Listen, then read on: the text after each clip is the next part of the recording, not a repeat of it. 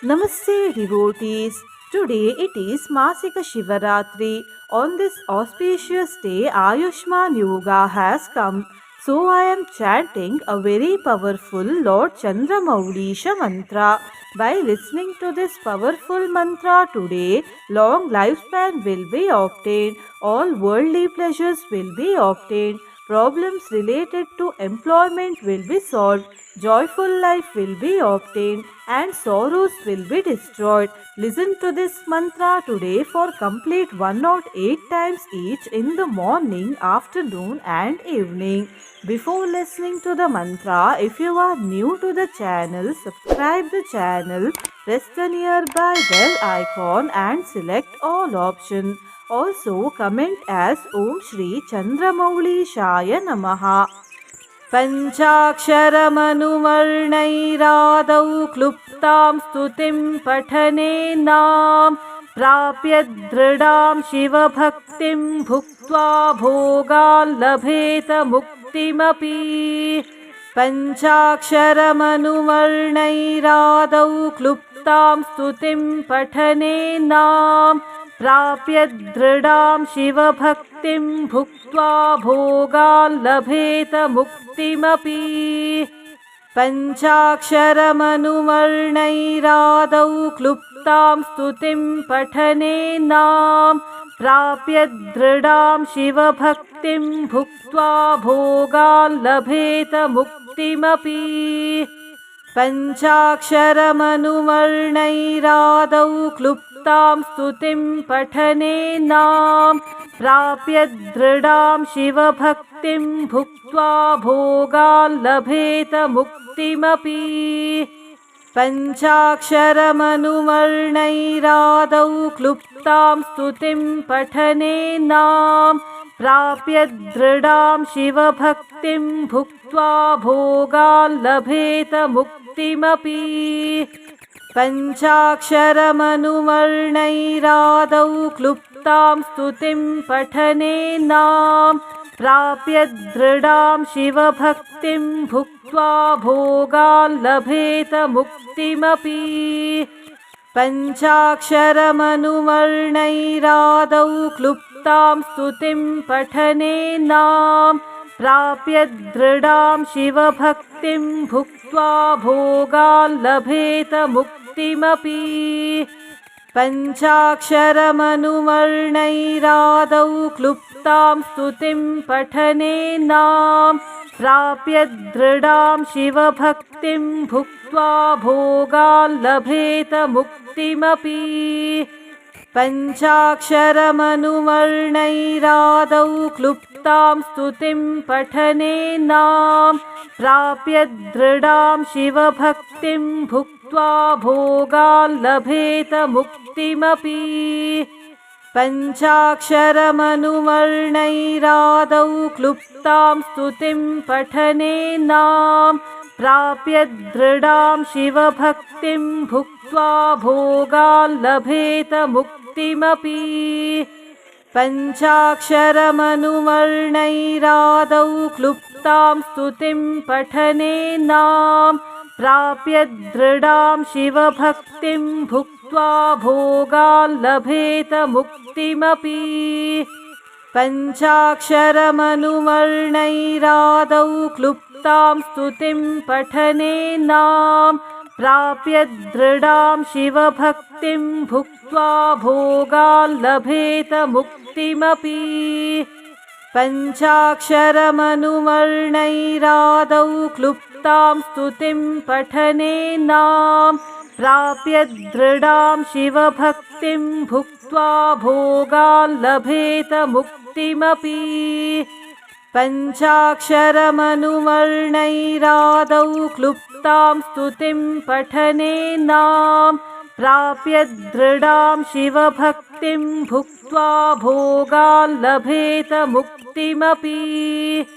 पञ्चाक्षरमनुवर्णैरादौ क्लुप्तां स्तुतिं पठनेनां प्राप्य दृढां शिवभक्तिं भुक्त्वा भोगान् लभेत मुक्तिमपि। पञ्चाक्षरमनुवर्णैरादौ क्लुप्तां क्लुप्तां स्तुतिं पठनेनां प्राप्य दृढां शिवभक्तिं भुक्त्वा भोगान् लभेत मुक्तिमपि पञ्चाक्षरमनुवर्णैरादौ क्लुप्तां स्तुतिं पठनेनां प्राप्य दृढां शिवभक्तिं भुक्त्वा भोगान् लभेत मुक्तिमपि पञ्चाक्षरमनुवर्णैरादौ क्लुप्तां स्तुतिं पठनेनां प्राप्य दृढां शिवभक्तिं भुक्त्वा भोगान् लभेत मुक्तिमपि पञ्चाक्षरमनुवर्णैरादौ क्लुप्तां स्तुतिं पठनेनां प्राप्य दृढां शिवभक्तिं भुक्त्वा भोगान् लभेत मुक्तिमपि पञ्चाक्षरमनुवर्णैरादौ क्लुप्तां स्तुतिं पठनेनां प्राप्य दृढां शिवभक्तिं भुक्त्वा भोगान् लभेत मुक्तिमपि पञ्चाक्षरमनुवर्णैरादौ क्लुप्तां स्तुतिं पठनेनां प्राप्य दृढां शिवभक्तिं भुक्त्वा भोगान् लभेत मुक्तिमपि पञ्चाक्षरमनुवर्णैरादौ क्लुप्तां स्तुतिं पठनेनां प्राप्य दृढां शिवभक्तिं भुक्त्वा भोगान् लभेत मुक्तिमपि पञ्चाक्षरमनुवर्णैरादौ क्लुप्तां स्तुतिं पठनेनां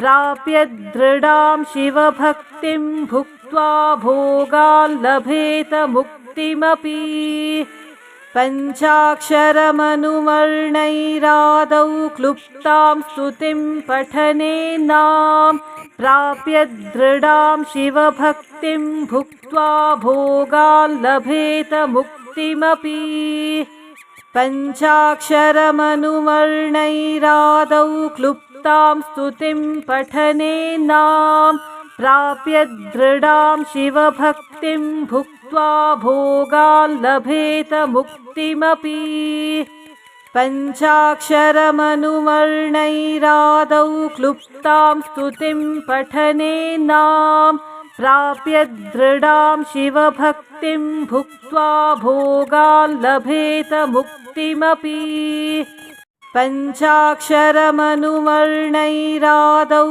क्लुप्तां स्तुतिं पठनेनां प्राप्य दृढां शिवभक्तिं भुक्त्वा भोगान् लभेत मुक्तिमपि पञ्चाक्षरमनुवर्णैरादौ क्लुप्तां स्तुतिं पठनेनां प्राप्य दृढां शिवभक्तिं भुक्त्वा भोगान् लभेत मुक्तिमपि पञ्चाक्षरमनुवर्णैरादौ क्लुप्तां स्तुतिं पठनेनां प्राप्य दृढां शिवभक्तिं भुक्त्वा भोगान् लभेत मुक्तिमपि पञ्चाक्षरमनुवर्णैरादौ क्लुप्तां स्तुतिं पठनेनां प्राप्य दृढां शिवभक्तिं भुक्त्वा भोगान् लभेत मुक्तिमपि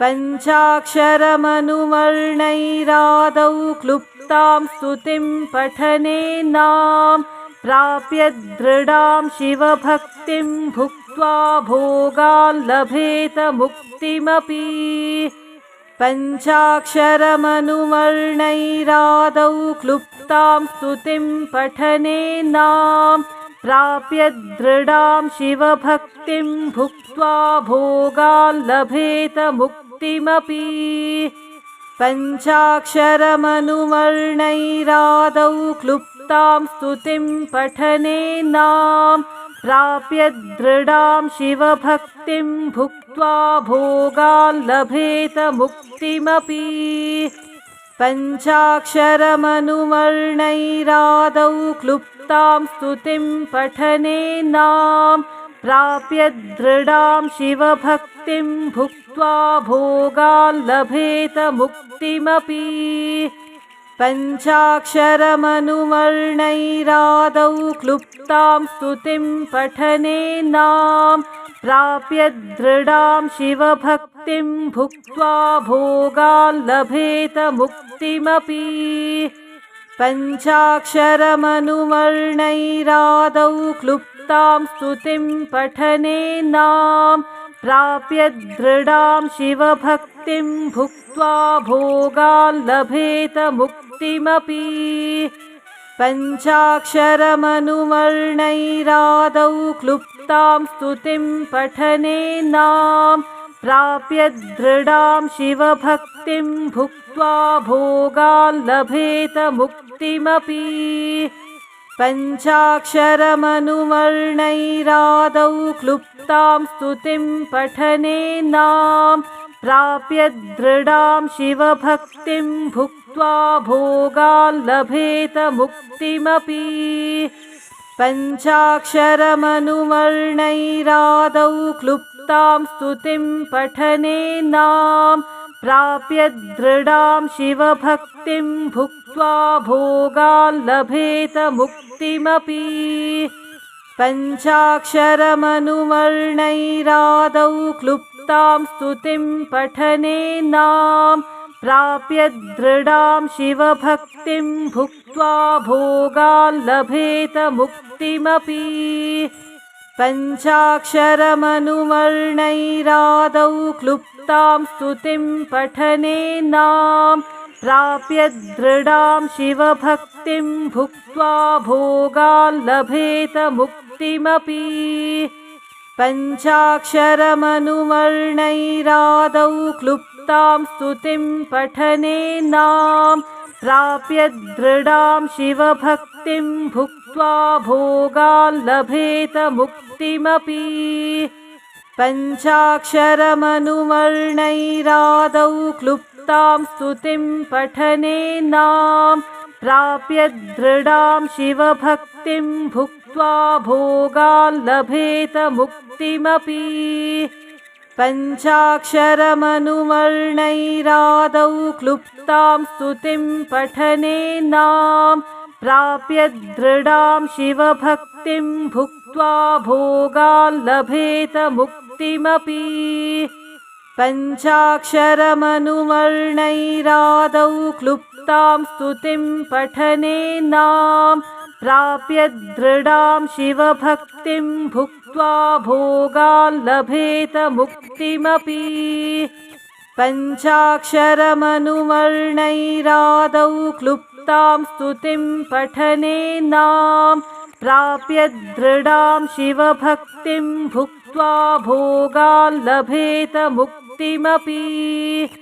पञ्चाक्षरमनुवर्णैरादौ क्लुप्तां स्तुतिं पठनेनां प्राप्य दृढां शिवभक्तिं भुक्त्वा भोगान् लभेत मुक्तिमपि। पञ्चाक्षरमनुवर्णैरादौ क्लुप्तां स्तुतिं पठनेनां प्राप्य दृढां शिवभक्तिं भुक्त्वा भोगान् लभेत मुक्तिमपि। पञ्चाक्षरमनुवर्णैरादौ क्लुप्तां स्तुतिं पठनेनां प्राप्य दृढां शिवभक्तिं भुक्त्वा भोगान् लभेत मुक्तिमपि। पञ्चाक्षरमनुवर्णैरादौ क्लुप्तां स्तुतिं पठनेनां प्राप्य दृढां शिवभक्तिं भुक्त्वा भोगान् लभेत मुक्तिमपि। पञ्चाक्षरमनुवर्णैरादौ क्लुप्तां स्तुतिं पठनेनां प्राप्य दृढां शिवभक्तिं भुक्त्वा भोगान् लभेत मुक्तिमपि। पञ्चाक्षरमनुवर्णैरादौ क्लुप्तां स्तुतिं पठनेनां प्राप्य दृढां शिवभक्तिं भुक्त्वा भोगान् लभेत मुक्तिमपि। पञ्चाक्षरमनुवर्णैरादौ क्लुप्तां स्तुतिं पठनेनां प्राप्य दृढां शिवभक्तिं भुक्त्वा भोगान् लभेत मुक्तिमपि पञ्चाक्षरमनुवर्णैरादौ क्लुप्तां स्तुतिं पठनेनां प्राप्य दृढां शिवभक्तिं भुक्त्वा भोगान् लभेत मुक्तिमपि पञ्चाक्षरमनुवर्णैरादौ क्लुप्तां स्तुतिं पठनेनां प्राप्य दृढां शिवभक्तिं भुक्त्वा भोगान् लभेत मुक्तिमपि पञ्चाक्षरमनुवर्णैरादौ क्लुप्तां स्तुतिं पठनेनां प्राप्य दृढां शिवभक्तिं भुक्त्वा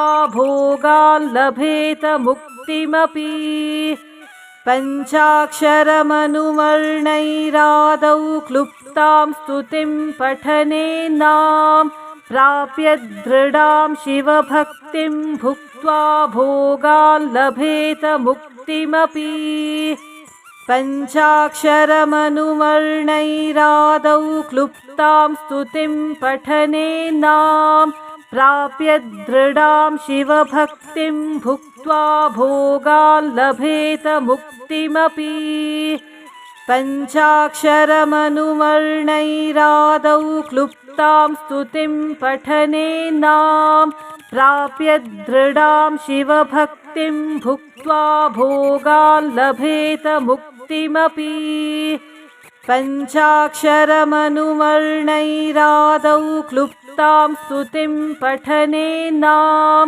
प्राप्य दृढां शिवभक्तिं भुक्त्वा भोगान् लभेत मुक्तिमपि पञ्चाक्षरमनुवर्णैरादौ क्लुप्तां स्तुतिं पठनेनां प्राप्य दृढां शिवभक्तिं भुक्त्वा भोगान् लभेत मुक्तिमपि पञ्चाक्षरमनुवर्णैरादौ क्लुप्तां स्तुतिं पठनेनां प्राप्य दृढां शिवभक्तिं भुक्त्वा भोगान् लभेत मुक्तिमपि पञ्चाक्षरमनुवर्णैरादौ क्लुप्तां स्तुतिं पठनेनां प्राप्य दृढां शिवभक्तिं भुक्त्वा भोगान् लभेत मुक्तिमपि पञ्चाक्षरमनुवर्णैरादौ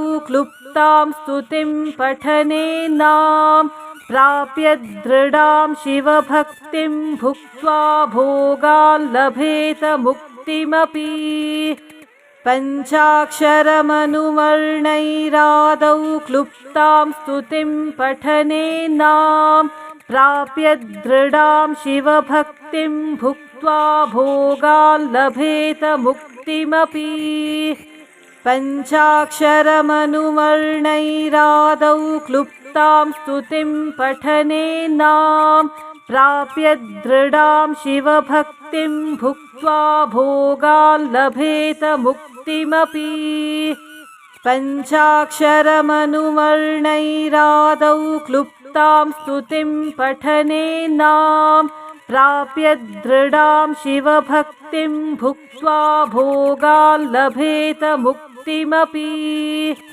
पञ्चाक्षरमनुवर्णैरादौ क्लुप्तां स्तुतिं पठनेनां प्राप्य दृढां शिवभक्तिं भुक्त्वा भोगान् लभेत मुक्तिमपि पञ्चाक्षरमनुवर्णैरादौ क्लुप्तां स्तुतिं पठनेनां प्राप्य दृढां शिवभक्तिं भुक्त्वा भोगान् लभेत मुक्तिमपि पञ्चाक्षरमनुवर्णैरादौ क्लुप्तां स्तुतिं पठनेनां प्राप्य दृढां शिवभक्तिं भुक्त्वा भोगान् लभेत मुक्तिमपि पञ्चाक्षरमनुवर्णैरादौ क्लुप्तां स्तुतिं पठनेनां प्राप्य दृढां शिवभक्तिं भुक्त्वा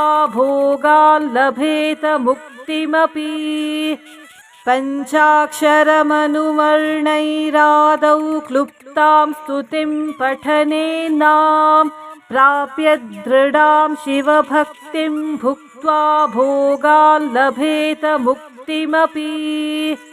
पञ्चाक्षरमनुवर्णैरादौ क्लुप्तां स्तुतिं पठनेनां प्राप्य दृढां शिवभक्तिं भुक्त्वा भोगान् लभेत मुक्तिमपि। पञ्चाक्षरमनुवर्णैरादौ क्लुप्तां स्तुतिं पठनेनां प्राप्य दृढां शिवभक्तिं भुक्त्वा भोगान् लभेत मुक्तिमपि। पञ्चाक्षरमनुवर्णैरादौ क्लुप्तां स्तुतिं पठनेनां प्राप्य दृढां शिवभक्तिं भुक्त्वा भोगान् लभेत मुक्तिमपि। पञ्चाक्षरमनुवर्णैरादौ क्लुप्तां स्तुतिं पठनेनां प्राप्य दृढां शिवभक्तिं भुक्त्वा भोगान् लभेत मुक्तिमपि। पञ्चाक्षरमनुवर्णैरादौ क्लुप्तां स्तुतिं पठनेनां प्राप्य दृढां शिवभक्तिं भुक्त्वा भोगान् लभेत मुक्तिमपि। पञ्चाक्षरमनुवर्णैरादौ क्लुप्तां स्तुतिं पठनेनां प्राप्य दृढां शिवभक्तिं भुक्त्वा भोगान् लभेत मुक्तिमपि। पञ्चाक्षरमनुवर्णैरादौ क्लुप्तां स्तुतिं पठनेनां प्राप्य दृढां शिवभक्तिं भुक्त्वा भोगान् लभेत मुक्तिमपि। पञ्चाक्षरमनुवर्णैरादौ क्लुप्तां स्तुतिं पठनेनां प्राप्य दृढां शिवभक्तिं भुक्त्वा भोगान् लभेत मुक्तिमपि। पञ्चाक्षरमनुवर्णैरादौ क्लुप्तां स्तुतिं पठनेनां प्राप्य दृढां शिवभक्तिं भुक्त्वा भोगान् लभेत मुक्तिमपि। पञ्चाक्षरमनुवर्णैरादौ क्लुप्तां स्तुतिं पठनेनां प्राप्य दृढां शिवभक्तिं भुक्त्वा भोगान् लभेत मुक्तिमपि। पञ्चाक्षरमनुवर्णैरादौ क्लुप्तां स्तुतिं पठनेनां प्राप्य दृढां शिवभक्तिं भुक्त्वा भोगान् लभेत मुक्तिमपि। पञ्चाक्षरमनुवर्णैरादौ क्लुप्तां स्तुतिं पठनेनां प्राप्य दृढां शिवभक्तिं भुक्त्वा भोगान् लभेत मुक्तिमपि। पञ्चाक्षरमनुवर्णैरादौ क्लुप्तां स्तुतिं पठनेनां प्राप्य दृढां शिवभक्तिं भुक्त्वा भोगान् लभेत मुक्तिमपि। पञ्चाक्षरमनुवर्णैरादौ क्लुप्तां स्तुतिं पठनेनां प्राप्य दृढां शिवभक्तिं भुक्त्वा भोगान् लभेत मुक्तिमपि। पञ्चाक्षरमनुवर्णैरादौ क्लुप्तां स्तुतिं पठनेनां प्राप्य दृढां शिवभक्तिं भुक्त्वा भोगान् लभेत मुक्तिमपि। पञ्चाक्षरमनुवर्णैरादौ क्लुप्तां स्तुतिं पठनेनां प्राप्य दृढां शिवभक्तिं भुक्त्वा भोगान् लभेत मुक्तिमपि। पञ्चाक्षरमनुवर्णैरादौ क्लुप्तां स्तुतिं पठनेनां प्राप्य दृढां शिवभक्तिं भुक्त्वा भोगान् लभेत मुक्तिमपि। पञ्चाक्षरमनुवर्णैरादौ क्लुप्तां स्तुतिं पठनेनां प्राप्य दृढां शिवभक्तिं भुक्त्वा भोगान् लभेत मुक्तिमपि पञ्चाक्षरमनुवर्णैरादौ क्लुप्तां स्तुतिं पठनेनां प्राप्य दृढां शिवभक्तिं भुक्त्वा भोगान् लभेत मुक्तिमपि पञ्चाक्षरमनुवर्णैरादौ क्लुप्तां स्तुतिं पठनेनां प्राप्य दृढां शिवभक्तिं भुक्त्वा भोगान् लभेत मुक्तिमपि पञ्चाक्षरमनुवर्णैरादौ क्लुप्तां स्तुतिं पठनेनां प्राप्य दृढां शिवभक्तिं भुक्त्वा भोगान् लभेत मुक्तिमपि पञ्चाक्षरमनुवर्णैरादौ क्लुप्तां स्तुतिं पठनेनां प्राप्य दृढां शिवभक्तिं भुक्त्वा भोगान् लभेत मुक्तिमपि पञ्चाक्षरमनुवर्णैरादौ क्लुप्तां स्तुतिं पठनेनां प्राप्य दृढां शिवभक्तिं भुक्त्वा भोगान् लभेत मुक्तिमपि पञ्चाक्षरमनुवर्णैरादौ क्लुप्तां स्तुतिं पठनेनां प्राप्य दृढां शिवभक्तिं भुक्त्वा भोगान् लभेत मुक्तिमपि पञ्चाक्षरमनुवर्णैरादौ क्लुप्तां स्तुतिं पठनेनां